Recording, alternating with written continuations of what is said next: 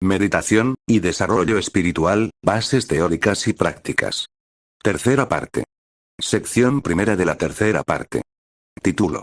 Consejos orientativos, para adoptar la postura, en el ejercitamiento de la concentración, y la meditación.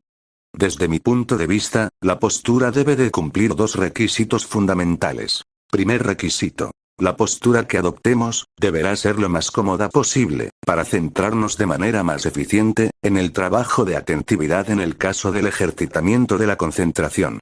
Y en el trabajo de presencialidad atestiguadora de los procesos mentales, en el ejercitamiento de la meditación real. Segundo requisito. La columna vertebral, deberá de guardar una línea recta desde las lumbares hasta las cervicales, evitando así, mantener posturas curvadas en la columna, que a la larga puedan ocasionar dolores de espalda. A continuación, voy a describir 3 formas de posicionamiento corporal para proceder a las prácticas. Postura primera. Tumbado sobre una superficie cómoda, pero a la vez firme, para evitar curvaturas de espalda, se puede realizar sin almohada, o con ella, en este último caso no deberá ser demasiado alta. Postura segunda. Sentado en una silla, o un taburete, posicionando la espalda de forma firme y recta, evitando curvaturas en la misma, con el cuello siguiendo una línea recta con la misma. Postura tercera. Sentado en el suelo con las piernas cruzadas, ya sea en postura normal, semiloto, o postura del loto, dependiendo en estos casos, de la flexibilidad y elasticidad en las zonas musculares y articulares, implicadas en esta postura. Se podrán poner cojines, a gusto del practicante, para alcanzar la comodidad en todo el cuerpo, guardando como siempre una línea recta en toda la columna. Nota. En una sesión larga de ejercitamiento, podremos cambiar de postura si lo deseamos, si así nos resulta más cómodo. Y un último apunte. La posición de los ojos, podrá ser de la forma que más cómodo nos resulte. A mí particularmente, me resulta más cómodo realizar ambos ejercitamientos con los ojos cerrados, pero ya va en función de cómo queramos posicionarlos, cada uno de la forma que más cómodamente le resulte. Sección segunda de la tercera parte. Título.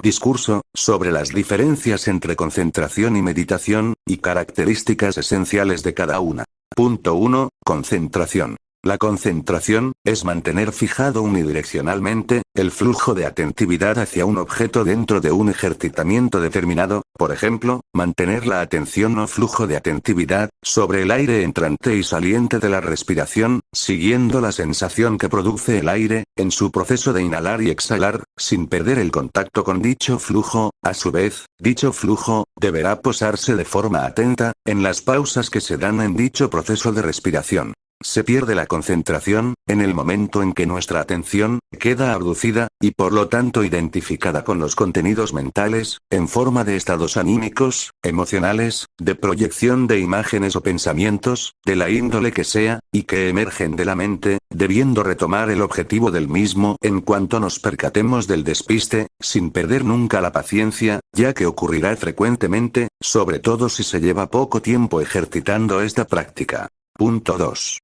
Meditación. La meditación, es mantener el flujo de atentividad muy relajado, en un estado especial de desconcentración e indiferencia interior, presidido, por un estado de atentividad omnidireccional, y no unidireccional, como pasa en el caso del ejercitamiento de la concentración, en el que el flujo de atentividad, se halla observando todo lo que sucede en el campo de conciencia, donde surgen, toda índole de pensamientos, relacionados con la parte autónoma, mecánica y reactiva de la mente, en la cual, se mezclan todo tipo de pensamientos y emociones, que están a su vez relacionados, con el pasado y el futuro del meditador, y que van haciendo emerger, ciclos de dichos pensamientos en cadena, a través de los cuales, se pueden producir en los mismos, bucles en nuestro campo de percepción conciencial, tanto de impacto negativo, produciendo sufrimiento, o de impacto positivo, produciendo exaltación anímica en nuestro entorno conciencial, sacándonos de la ecuanimidad que buscamos, que es la que ofrece la desidentificación, con respecto a aquello que se percibe, en la que surgiría la paz interna, que como energía, genera equilibrio, aportando el combustible para encaminarnos gradualmente hacia la homeostasis psicofísica y espiritual.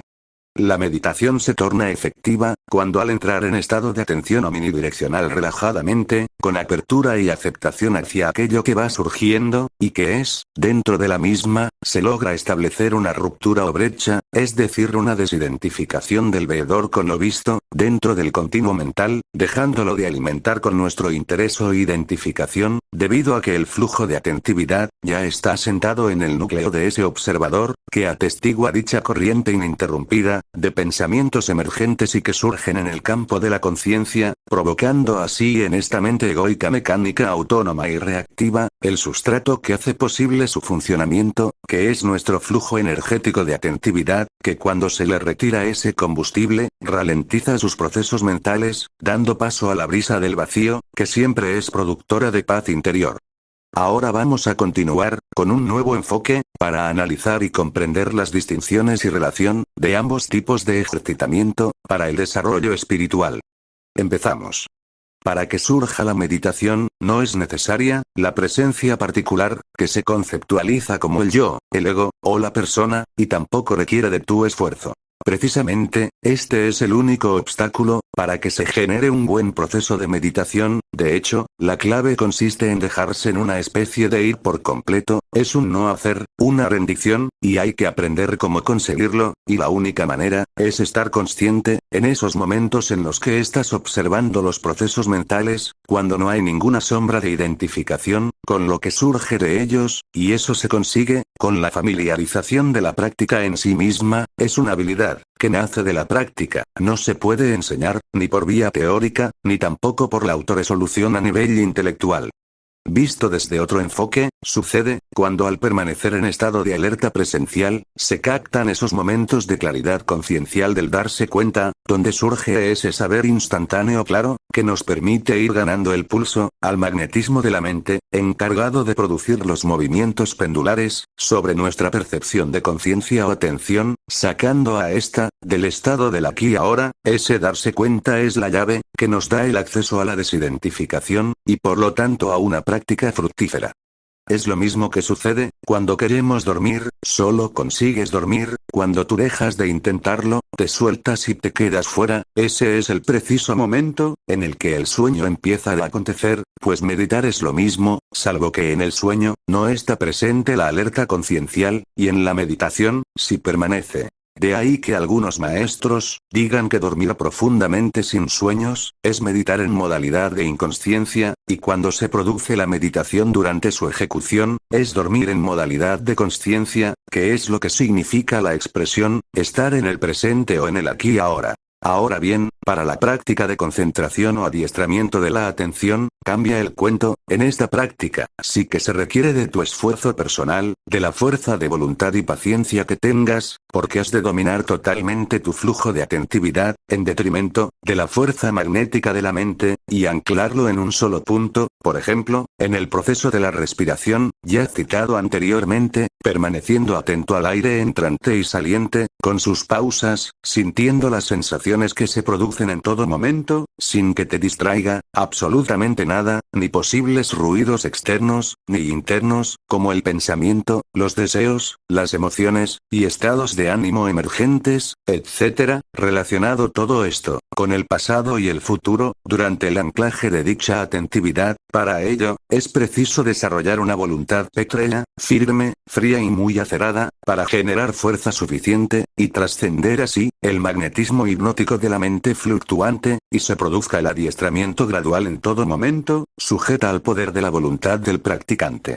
La paradoja, y lo contradictorio de todo esto, es que sin unos niveles de esfuerzo altos, en alcanzar óptimos estados de concentración, es muy difícil estabilizarse, en los logros, dentro del terreno de la práctica de la meditación real, en donde no se requiere ningún esfuerzo por parte de uno mismo, en los que la voluntad debe de ser entregada.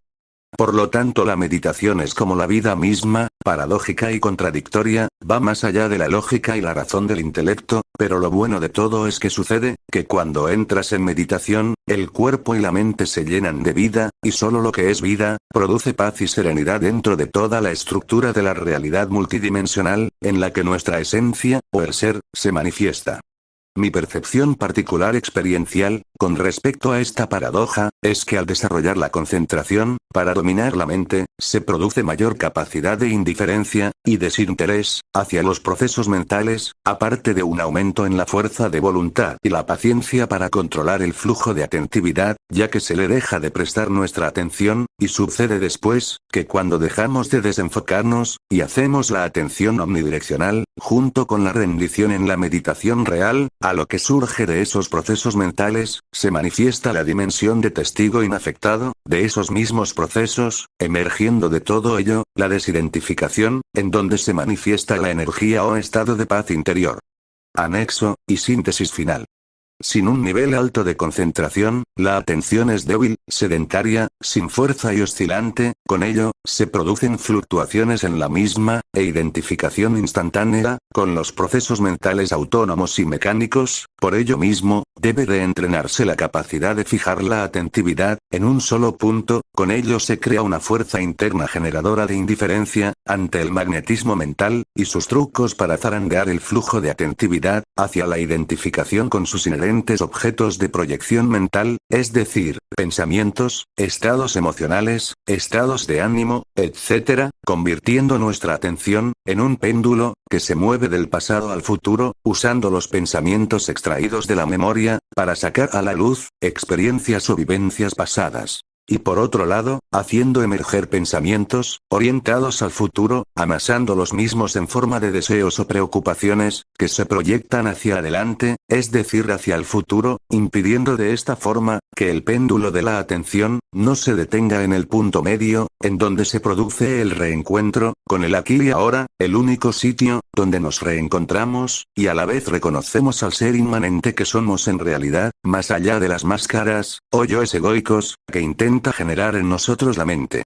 Esa fuerza de voluntad, generada por el adiestramiento de la concentración, junto con la indiferencia, hacia la mecanicidad autónoma de la mente como subproducto, dan las claves del éxito, para que se genere durante la meditación, el estado de vacío mental, ya que esta, es la forma correcta, con la que se puede accionar, el proceso de rendición sin esfuerzo, cuya substancia inmanente y primordial, impregna de paz y silencio, toda la multidimensionalidad de la realidad que envuelve a nuestro ser, reequilibrando de esta manera gradualmente, los cuerpos físico, mental, emocional y espiritual conforme vamos entrando, en esos estados de no mente, ser o vacío. Bueno, aquí termina esta tercera parte, en la que hemos visto enfoques desde diferentes ángulos, sobre las diferencias, entre las dos prácticas esenciales, de las dos últimas partes de la pirámide del desarrollo espiritual, lo que las diferencia, y también cómo se retroalimentan y ayudan entre sí, cuyo objetivo, es el despertar progresivo del ser inmanente que somos en esencia, conforme vamos entrando, en esos estados transpersonalizados de no mente, y que van trayendo paz en nuestro clima interno, y por ende, a nuestro entorno externo. Me despido de ustedes hasta la próxima entrega, de este trabajo. Bendiciones. Namaskar.